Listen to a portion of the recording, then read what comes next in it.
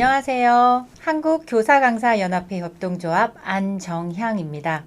영상으로 배우는 바둑놀이에 관하여 설명드리겠습니다. 오늘 설명해 주실 분은 한국교사강사연합회 협동조합 김범준 대표님과 광저우 아시안게임 국가대표 금메달 리스트 조혜연 구단입니다. 안녕하세요. 예, 안녕하세요. 네, 안녕하십니까. 네, 프로바둑기사 조혜연 구단입니다. 사범님께서는 구단이시잖아요. 입신의 경지라고 하던데 이렇게 만나 뵙게 되어 무한 영광입니다. 국가대표로 아시안게임에서 중국의 아성을 무너뜨리고 금메달을 따셨는데요. 우리나라 여자 바둑 최연소 입단 기록도 보유하고 계신 천재시잖아요. 바둑에 대해서는 누구보다도 잘 알고 계실 텐데 어떻게 바둑을 활용하여 교육을 할 수 있을까요? 이 바둑이 무엇이냐? 하나, 둘, 셋, 넷. 이렇게 바둑을 둬요. 먼저 바둑은요, 흙이 먼저 두고요. 네, 검은 돌, 흰 돌. 즉, 흙과 백의 경기입니다. 이렇게 사각형의 판 위에서 흙과 백이 번갈아 두면서 영토, 즉, 집을 더 많이 차지하는 쪽이 이기게 되어 있습니다. 네, 어떤 상태를 집이라고 하냐면요. 네. 예를 들어서, 요렇게 두고, 자, 일단 지어보겠습니다. 네, 요렇게 지금 바둑판을 보시면 확정가라고 있습니다. 네, 확정가가 보시면 이제 흙집은 하나, 둘, 셋, 넷, 다섯, 여섯 집이 되는데요. 이제 반대로 백집은 하나, 두 집입니다. 네, 일단 보시면은 네, 흙이 더 많은 영토를 확보했거든요. 이렇듯 확정가를 비교하는 것을 이제 바둑에서 승패를 가린다 라고 합니다.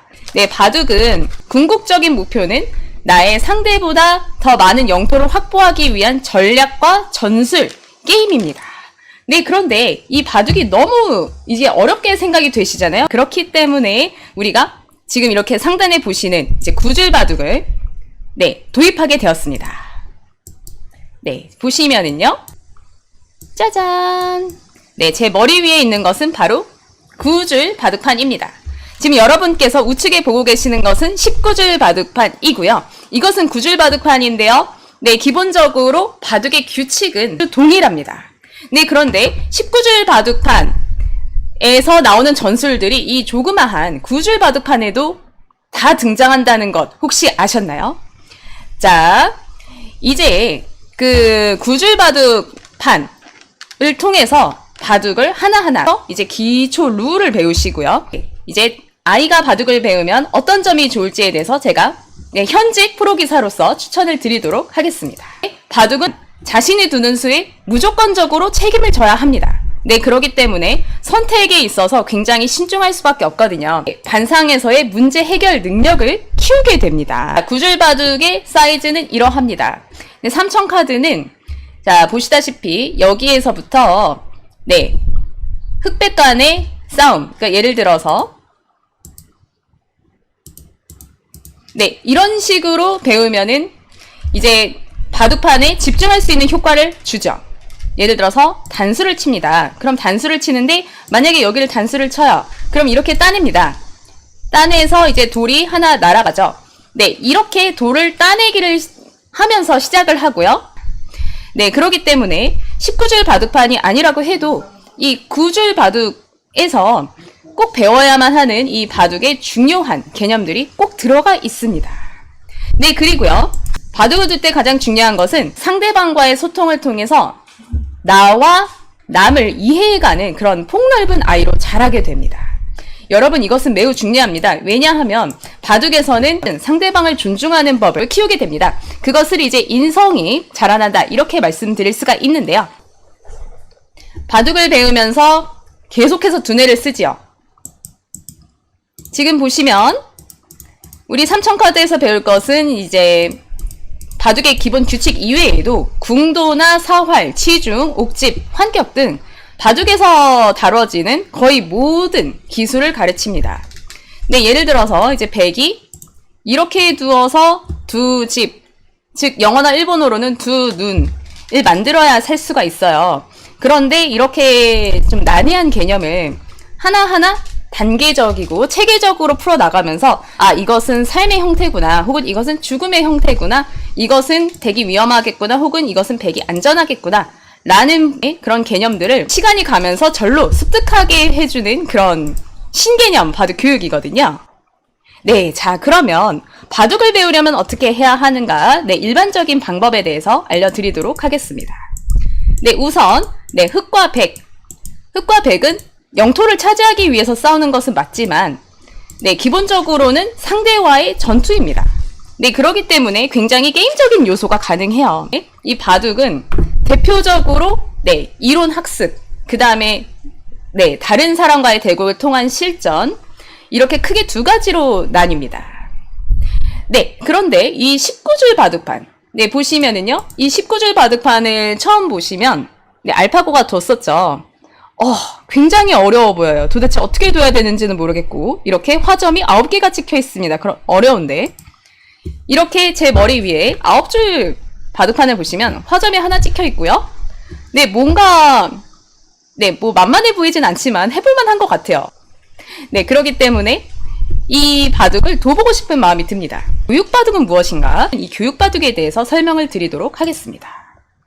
네, 먼저 9줄 바둑판 먼저 보여드릴게요.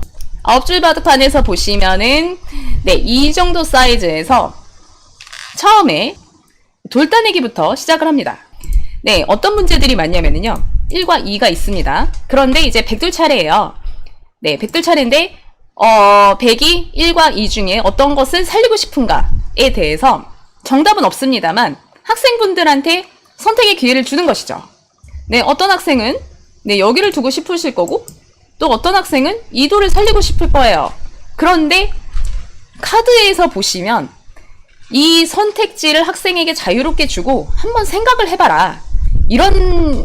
그런 선택지가 많이 있습니다. 그러면은 학생들이 당연히 개별적으로 답을 내놓겠죠.